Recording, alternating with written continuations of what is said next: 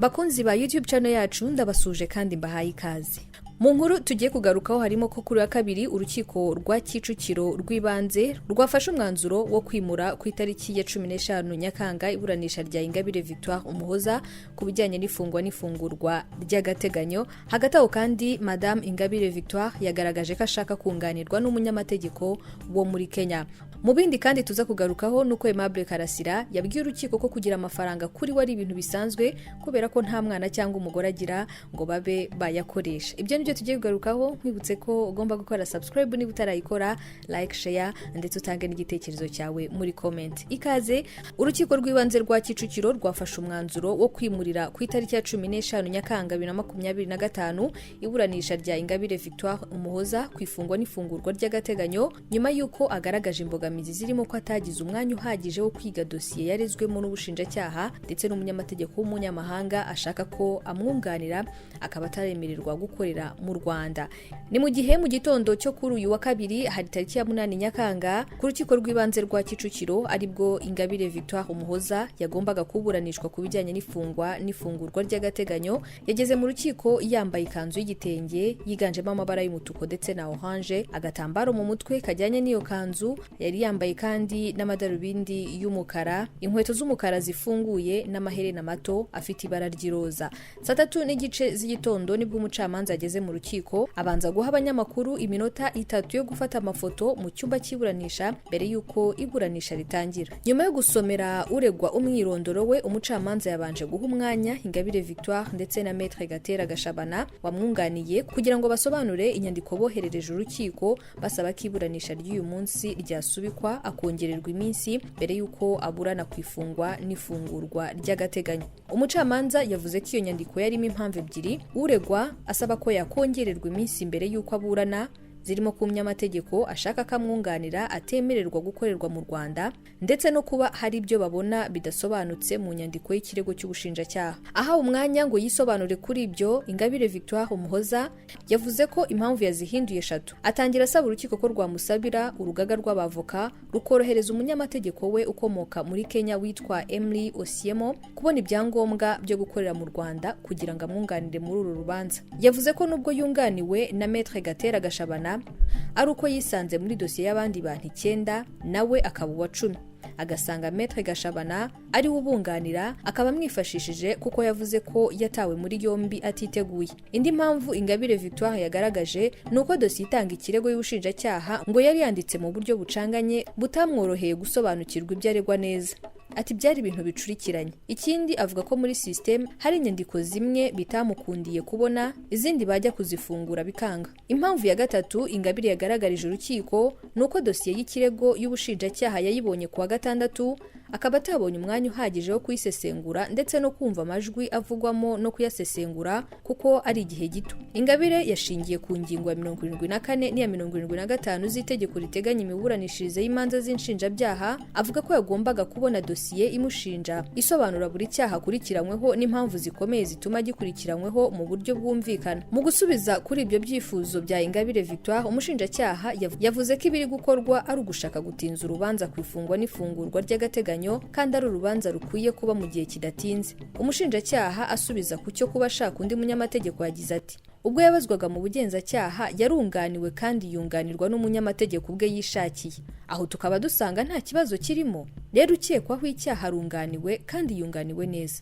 Yavuze ko uru rubanza rutasubikwa kuko hategerejwe umunyamategeko w'umunyamahanga kandi urubanza rutaratangira kuburanwa mu mizi ari ugushaka gutinza urubanza, asaba ko icyifuzo cyateshwa agaciro. Ikindi umushinjacyaha yongeyeho nuko Ingabire atarakwiye gusaba urukiko gusaba urugaga rw'abavoka guha ibyangombwa umunyamategeko w'umunyamahanga, buvuga ko urugaga ari urwego bwite rw'urukiko rutakwivanga mu mikorere yarwo, ko we n'umwunganizi we bari bakwiye kuba barakoranye narwo kugira ngo ibyo basaba bikorwe. Ku kijyanye n'ibyavuzwe na Ingabire Victoire ku mwanzuro w'ubushinjacyaha wanditse mu buryo budasobanutse, ubushinjacyaha bwavuze ko atari byo kuko umwanzuro wanditse neza ndetse na buri cyaha n'impamvu zikomeye zituma gikurikiranwa. Naho ku kijyanye nuko avuga ko yabonye dosiye yatinze kuwa 6, ubushinjacyaha bwavuze ko dosiye yaregewe urukiko kuwa 30 Kamena kandi kuva icyo gihe yari yemerewe kuyibona kandi no kubera abashije kuyibona icyo gihe bigaragaza ko nta kibazo kirimo mu kubasha kubona uburenganzira uburenganzira bwo kubona dosiye. Umushinjacyaha yagize ati kuba bavuga ko bayibonye kuwa gatandatu n'uburangare bwabo ikaba itaba impamvu yazanwa mu rukiko.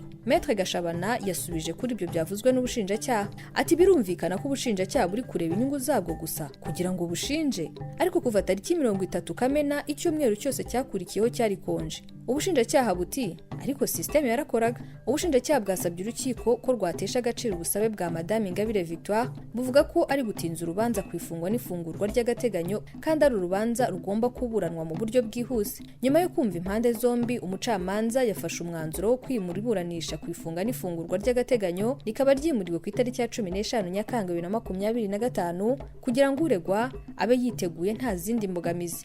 Madame Ingabire Victoire araburana ifunga n'ifungurwa ry'agateganyo akurikiranyweho icyaha cyo kugira uruhare mu guhugura no gushyigikira itsinda ryari mu mugambi wo gukuraho ubutegetsi bw'igihugu binyuze mu guteza imyigaragambyo. Urwego rw'ubugenzacyaha rwamutaye muri yombi ku itariki ya 19 Kamena 2025 nyuma y'icyemezo cyafashwe cyo kumukurikirana nyuma y'aho urukiko rutanyuzwe n'ibisobanuro yatanze ku ruhare avugwaho mu mahugurwa yahawe abahoze ari abanyamuryango b'ishyaka rye ritaremerwa gukorera mu Rwanda Dalpha Umurinzi. Reka dukomeze n'andi makuru avugwa mu butabera bw'u Rwanda. Aimable Karasira yabwiye urukiko ko kugira amafaranga kuri we ari ibintu bisanzwe kubera ko nta mwana cyangwa umugore agira ngo babe bayakoresha. Aimable Karasira uzaramba yongeye kwisobanura ku cyaha cyo kudasobanura inkomoko y'umutungo atunze n'icyaha cy'iza ndonke abwira urukiko ko amafaranga basanze iwe no ku makonti ye ndetse no kuri telefone ari ayo yakoreye kuko yakoze akazi nta mwana yagiraga cyangwa umugore. Karasira Aimable uzwi nka Professor Niga yaje ku rukiko yambaye imyambaro iranga abagororwa mu Rwanda, afite igikapu mu ntoki cyarimo ibitabo n'impapuro ndetse kandi afite icupa rya teremusi n'akajerekani mu ntoki, yambaye inkweto zo mu bwoko bwa bodaboda zidasa, rumwe rw'ubururu n'urundi rw'umweru, amasogisi maremare y'umukara, amataratara mu maso ndetse n'amashapura 3 mu ijosi. Karasira kuri inshuro yakomeje kwiregura ku cyaha cyo kudasobanura inkomoko y'umutungo atunze ndetse n'icyaha cy'iza ndonke. Maître Bruce Victoire, umwe mu banyamategeko babiri bamwunganira mu mategeko, niwe wabanje gufata ijambo. Maître Bruce yabanje gusobanura amafaranga arenga miliyoni 11 z'amafaranga y'u Rwanda Karasira yafatanywe. Yavuze ko muri ayo mafaranga harimo ayo yahawe n'umugabo n'umugore kubera ikibanza bari baraguze na Karasira Aimable mu mitungo yasigiwe na se umubyara nyakwigendera Karasira Claver kandi yanyujijwe kuri telefone ndetse biranagaragara. Uyu munyamategeko kandi yemeje ko Karasira yagize ibibazo byo kwirukanwa mu kazi nk'umwarimu wigishaga muri kaminuza ndetse binahurirana ko iwabo barokotse jenoside yakorewe abatutsi mu 1994 ari abantu babiri, maze nyuma yo kuvuga agahinda ke abantu batandukanye barabyumvise baraterana bifashisha ikoranabuhanga bateranya inkunga z'amafaranga arenga miliyoni 9 y'amafaranga y'u Rwanda bayamuha kuri telefone.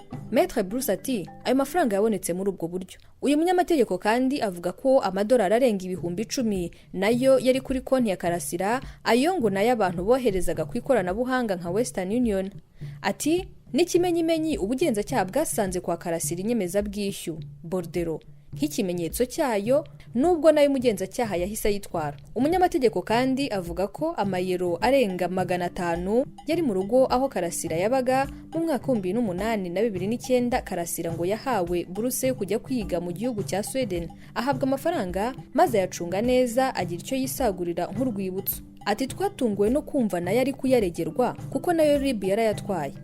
Yakomeje avuga ko amafaranga arenga miliyoni 3 nayo yasanzwe kwa Karasira, amwe ngo nayo yakodeshaga inzu nyakwigendera Karasira Claver se wa Karasira aho icyorezo cya COVID-19 cyari mu Rwanda kiziye, noneho bakajya bamwishyura mu ntoki aho kugira ngo bayajyane kuri banki nk'uko byakorwaga mbere.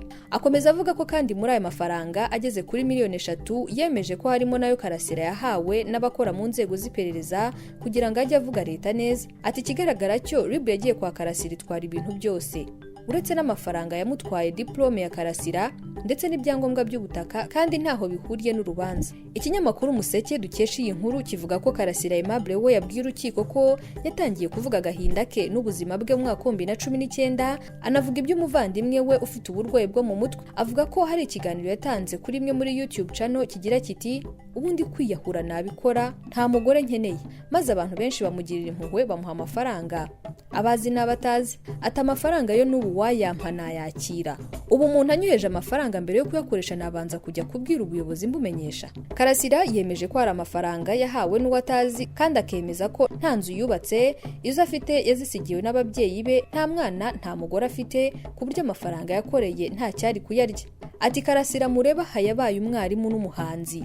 Kuba natunga amafaranga byaba ikibazo mu gihe nta mwana narizaga cyangwa umugore. Yemeye ko hari amafaranga yahembwe kuri YouTube channel ye kandi aregwa ibiganiro 3 gusa, nyamara kuri iyo YouTube channel ye hariho ibiganiro 244. Maître Felicien Gashema nawe yabwiye urukiko ko umukiriya we ari umwere, ashingiye ko nayo mafaranga byibura yahabwaga naho bagira neza nta gikorwa kigize icyaha yakoresheje, ndetse ntaho bigaragara ko ayo mafaranga yahabwaga byibura ngo ayifashishe mu mitwe y'iterabwoba. Uruhande rwa Karasira nirwo rwahawe umwanya ngo rwiregure.